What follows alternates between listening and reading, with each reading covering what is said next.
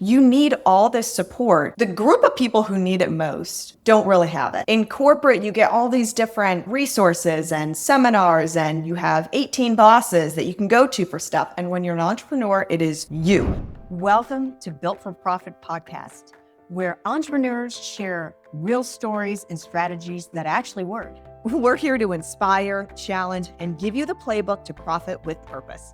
Let's get into it. Let's do it. So today on Built4Profit Podcast, I have the honor of interviewing my co-host, Elizabeth Rosenberg. And the reason being because she's quite the personality. And I don't think we really got to know her very much, and because we're focused on visiting and interviewing with other people on the podcast. So I have some questions, Elizabeth. It's different being in this seat, I have to be honest. And so she has no idea the questions, nor does she have any input in them, because we want to keep these things real, just like our participants in the podcast. We have conversations. There's no pregame. So this is real and raw. Just take the shot. Let's start with the basics, okay? Where are you from? And tell us about your backstory. Yeah, so I'm from Ohio, and I went to Ohio University. Go Bobcats. So that was phenomenal. I loved growing up in the Midwest, and then moved to Michigan. And I thought that was going to be a very short stint. Thought like a year probably for work in Michigan. 12 years later, ended up moving to Georgia, and that's where I am now. So you just decided to pick up and move to Georgia? Yeah, my husband and I didn't need to be there anymore for work. So we said we could be anywhere, and we just decided we wanted to be somewhere where there was some family. Wow. And I thought you just moved here to meet me. So now I know. Interesting. I said, I hadn't even been here. I'd been like to Atlanta for conferences, but hadn't been to this area. So this was not on my radar at all. And I was 6 months pregnant. So I was like, if we're moving, we need to move now, because I'm not moving after I have a little one. So yeah, it was pretty quick. I like it. A little adventuresome. That's right. A little bit of background. Tell us a little big picture. Yeah. Growing up, I didn't know what I wanted to do. Kind of thing to have happen. So podcast wasn't on your list? Podcast wasn't on my list. This is a true story. So I think you do know that I started out in broadcast journalism. I did know that. Sheet of paper. And there's people who will remember this happening, by the way, if any of them are watching. So we used to doing sports broadcasting. Your options were news or sports. News, negative. Sorry for anyone out there doing news, but I was like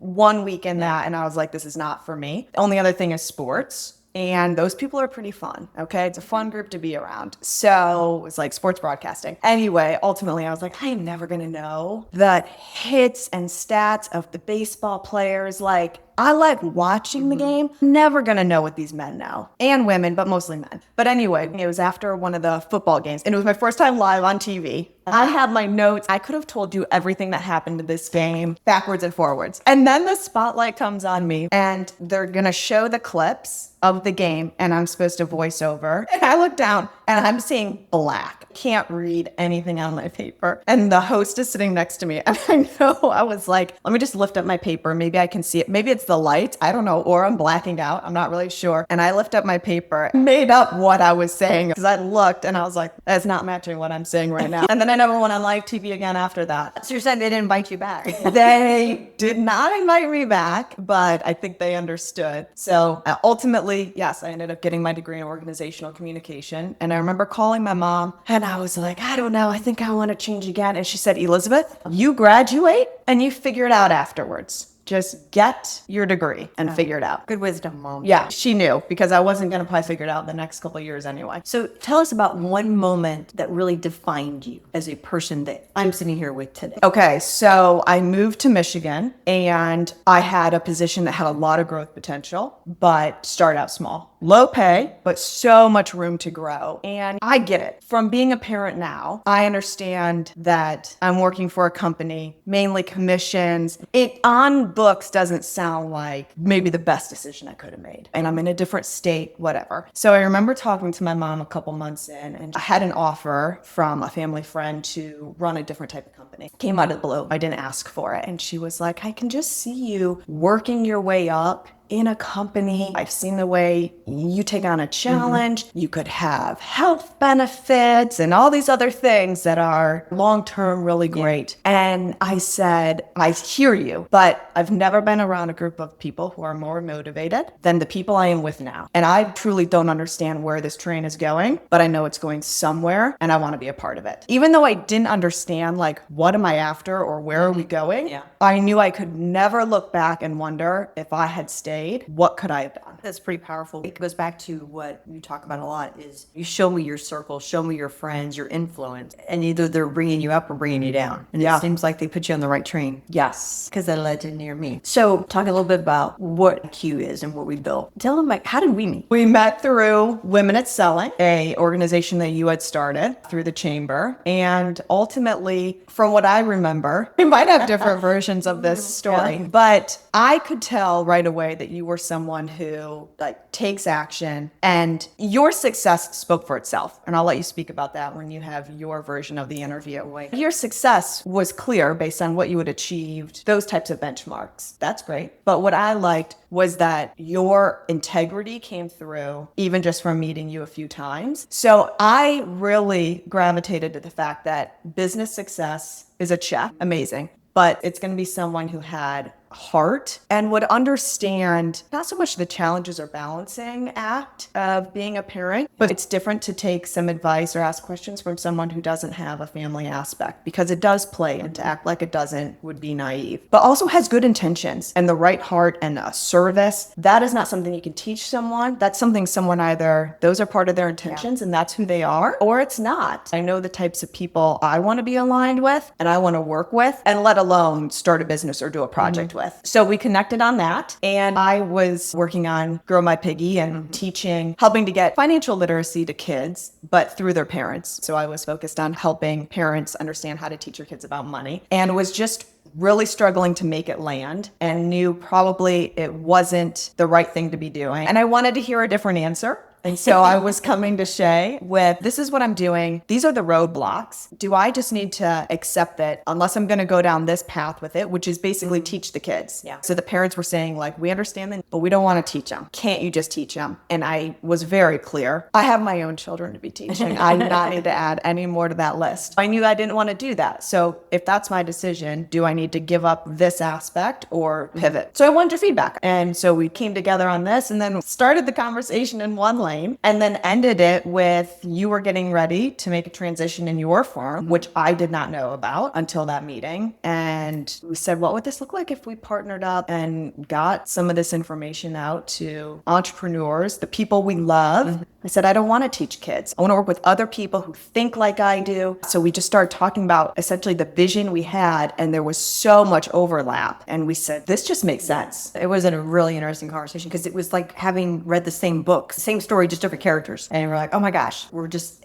coming from two different angles. So if you had to sum up in a sentence, this is on the spot right here. Okay, you ready? What does IQ for Profit deliver? I'd say it delivers the support and tactical things that an entrepreneur needs. Most entrepreneurs don't know that they need it yet. And that was, again, one of the things that we were touching on, that we were helping to facilitate this knowledge. And I don't want to say it's unfair for entrepreneurs that they don't have all these resources, but we know you need resources about insurance and tax and books, and sometimes just how to keep your attitude when everything is going sideways. You need all this support. The group of people who need it most don't really have it. In corporate, you get all these different resources and seminars, and you have 18 bosses that you can go to for stuff. And when you're an entrepreneur, it is you. Look at me. I was coming to you with a question, a very basic question, but I needed to talk it through with someone, and someone who had business knowledge. And so we bring that knowledge and experience to the entrepreneurs so that they have it at their fingertips. And I know we're really bullish on the franchise concepts because it's such an advantage, right, to have a recipe and a community and things. But right now, if you're looking at the landscape of the franchise environment, what excites you the most? Before being involved in the franchise, I was not aware of the support that they give. I knew, of course, in general what a franchise franchises and how they operate. And the type of industry I'd been in before isn't a franchise. However, blindly, they operate very similar. I have seen what owners can do when they have support, coaching, resources given to them. This is what you got to do. Now, again, this is only giving the tools, right? You have to do something with the tools afterwards. You can be given every tool. But when they are given tools, they're allowed to go into their zone of genius and just execute. And I saw how much companies can grow and scale when they're given that. That's what the franchise model does. And I think now more than ever, especially with social media, there's so much out there. If you're not offering that type of support, it's known. And in a way, it's making franchises level up even more than they already were. And I think the other thing that's exciting that I didn't know before was the level in which, depending on what you're looking to invest and whether that's time or the amount of money, there's a franchise for everything. Not just a concept, but okay, if you're looking for this type of money, this type of time, a brick and mortar, or you don't want brick and mortar, it is truly a build-a-bear for your business. There's an option for everything. We're building a business, we're a partnership. There's good things and challenges with everything. What in building IQ for profit and the infrastructure that you put in place was the most challenging that you thought would not be? Yeah, I know exactly what that is. So first of all, if you, I think, built and scaled a business, you think it's not going to be hard the second time. Like you've already done it. It's like you've had a child and then you're about to have baby number 2 and you're like, this one's been fine. How hard can this be? Yeah. No, they have different personalities. Something that worked for one doesn't work for the other. And it's similar in business. So first time around, I had no money but time. And I used it working absolutely 7 days a week and loved it. Didn't want to be doing anything else. Fast forward, here we are. Many children later? We're talking family, husband, kids, school, so many things, right? So this time around, it was the opposite. I had, if you want to say, money but no time. So I thought that wouldn't be difficult because you and I just do what we're best at. And that's the advice that you get, and you do the things that only you can do, and everything else you outsource.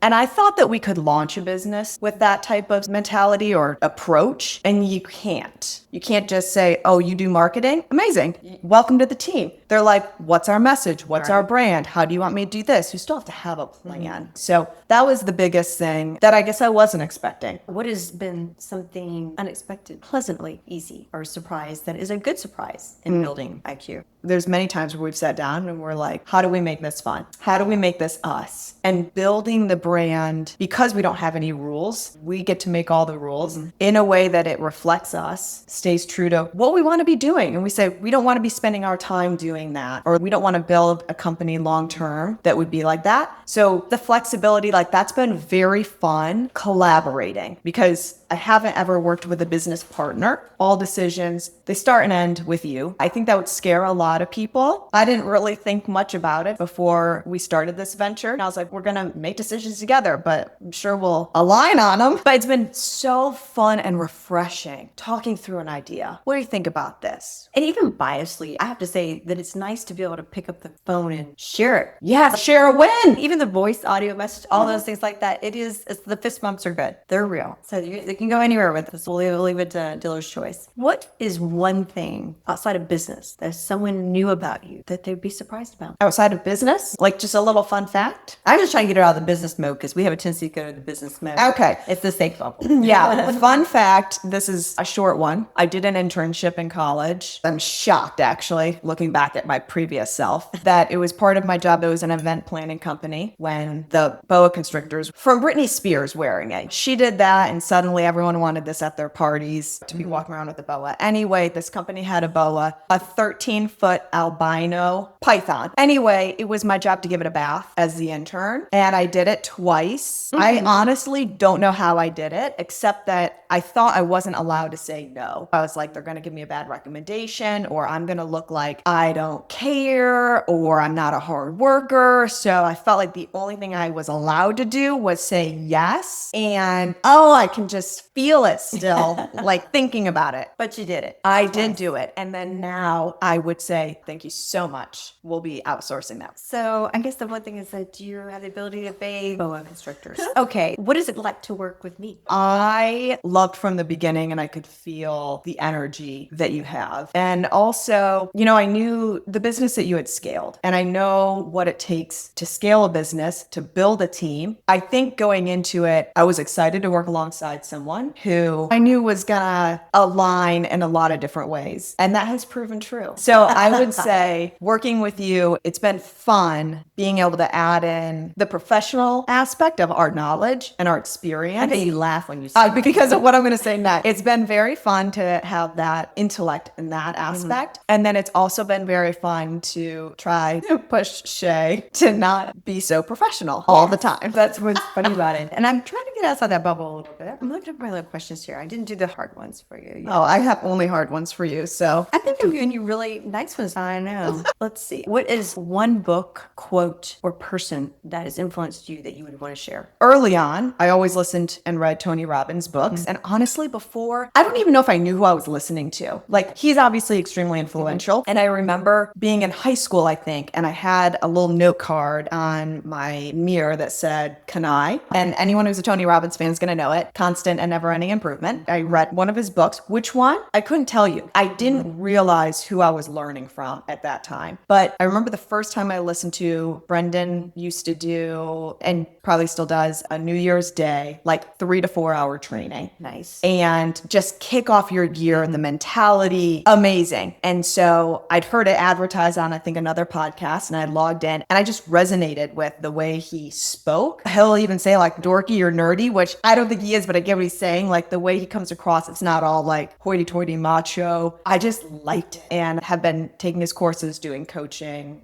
the Growth Day app, everything ever since. And the community that he has brought in that has exposed me to so many other thought leaders in that industry. And tying that in a little bit, what is the intention of Built for Profit? Yeah, we'll talk about, tax strategies and time strategies, and all of that is wonderful. You're going to love it. However, Shay and I both knew, and again, this was one of the things that drew us together, that mentality trumps it all. Your mentality is what either drives you to or from your goals. And that's a never-ending journey. Like, you've never have it mastered. You're always still working on it. But with that type of focal point for us with IQ for Profit and Built for Profit podcast, we wanted to give the tactical tools, because that's ultimately the action that you need to take. But you're never going to take that action if your head is not in the right space and you don't have the right mentality behind it. And so as we interview our franchisees, we try to pull that out and extract that from what theirs was, because it's different for everyone. And when you find it with someone that resonates with you, then you can duplicate it. And then same thing with the toolkit and everything. It's all about matching the mentality behind something and then the tools that you need to implement. Absolutely. And it's so interesting because I think everybody can hear or see themselves in the different stories of the different franchisees. So David, this is a shout out for you, someone that works with us. And he always says, we are very different. How would you describe our differences and how we complement? Okay, I haven't thought about that very much. Shay is much more polished. If you were a politician, you'd want her prepping you for something. I am a professional, however. I'm the one who has the Nerf gun on my desk. We've got off Zoom calls and I've called her and said, I just need to apologize for my face, because if you're wondering what I'm thinking, you can just look right at me and you'll know. But we both have financial backgrounds, but in such different ways. Obviously, being a financial advisor for you, that's different than working with the businesses that I've worked with more on a maybe micro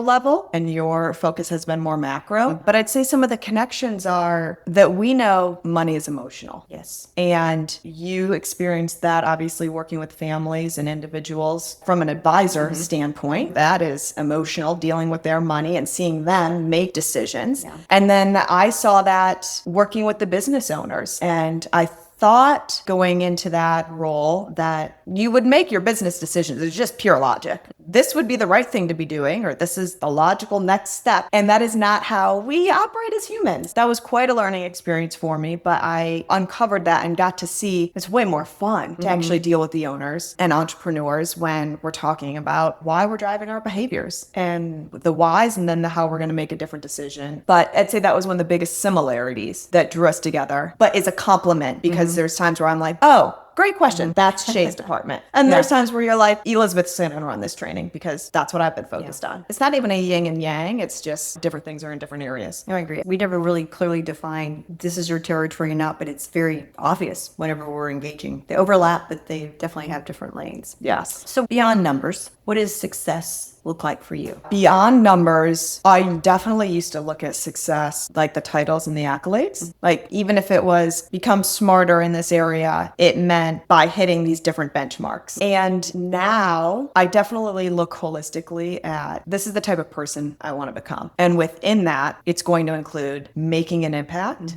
like with these business owners, even with the podcast, being a better communicator and connecting with people and building relationships like that. I just know that at the end of the day, you've got a lot of things that are important to you. And for me, that is my career. But I think the fulfillment aspect is something that I view as successful. If I'm fulfilled, then that's a success to me. And that means family, business, spiritual, relationships. You take out one of those aspects, say like the relationship aspect, but if your family is thriving and your business is thriving, but you haven't visited family or connected there, you feel that hole. And that's not fulfillment and that's not success. So even though there's lots of pillars and we talk about like they're not all going to be the same and they're all going to be in different seasons of your life, but I'm very clear now. There was a time I told you I worked 7 days a week. Absolutely. It was priority numero uno and the only priority. And I loved it. I loved it for that season of life. And honestly, it taught me so many things and attributes to a lot of where I am now. So I don't shame that or take anything away from it, but I also know that is not what I view as success now. And feeding all these different pillars are what is fulfilling. I see you as successful, managing all the things, launching businesses, kids. Like I said, it's a balancing act. And I see you balance it. You do it pretty well. I have to give you a shout out for that. So tell us the vision of Built for Profit and all the things that talking about making impact. I think one of the things that excites me the most is reaching the entrepreneurs. And I just have this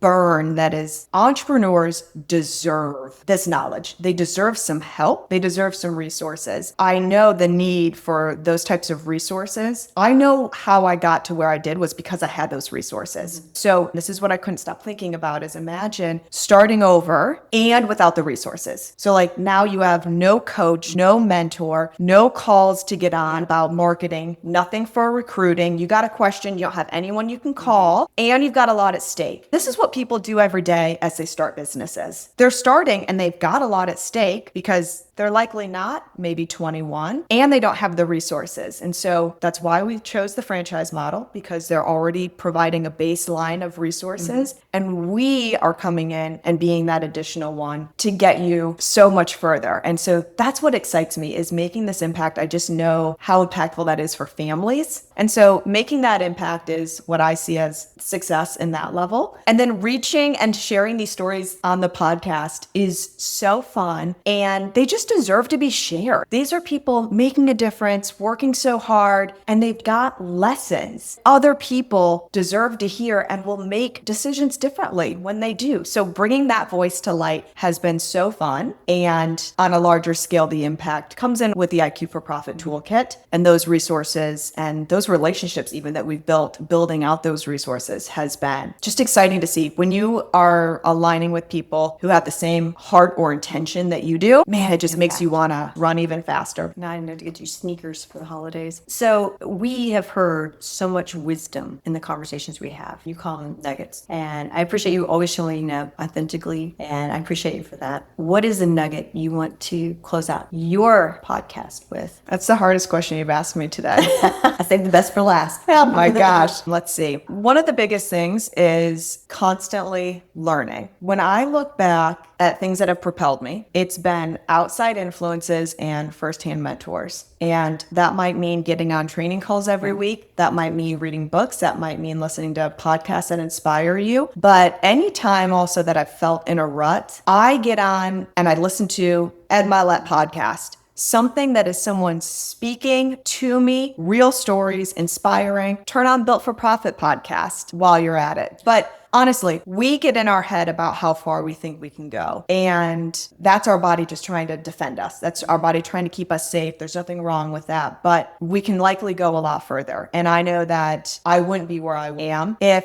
I wasn't really from a young age, educating myself. And I didn't even know that's what I was doing at the time, but expand your mind and don't stop learning. When we talked about something new that we wanted to do, I was like, it needs to be something where I am constantly learning. That was the only thing that I felt like I wasn't doing anymore in my old role, was just learning. And I want to learn and grow. So getting yourself in a position where you've got mentors, someone, something that's speaking belief and knowledge into you, because otherwise you will get in your own head and you'll stop yourself. Absolutely. And that is the purpose of sharing these stories and information, right? Catapulting that curve of learning, being inspirational. So please share, subscribe, and you gotta love Elizabeth. Give it a love, give it a heart. Good job. Yeah. Elizabeth, do you know that when you're launching a franchise, one of the biggest expense and biggest risk typically is the build out? I can see this. With missed deadlines, overrunning budgets and stuff like that, they can increase anywhere between 10 and 25% of unexpected expenses. No good. That's where Build USA comes in. Everything from pre-construction to the grand opening, they're with you every step of the way to make sure those things don't happen. Yeah, and they've got over 25 years of experience in building franchises nationally. So when you've got that much on the line, why would you trust it to anyone other than someone who's got the right team who can get it done? Mm-hmm. They've got the reputation, the proven expertise, and the national resources. So if you're ready to get your doors open faster with no unexpected surprises, go to buildpointusa.com or click in the show notes below to schedule your 30-minute discovery call with one of their experts about your project. It's a generous offer. It kind of is. So again, buildpointusa.com. Check them out. We'll see you in the next episode.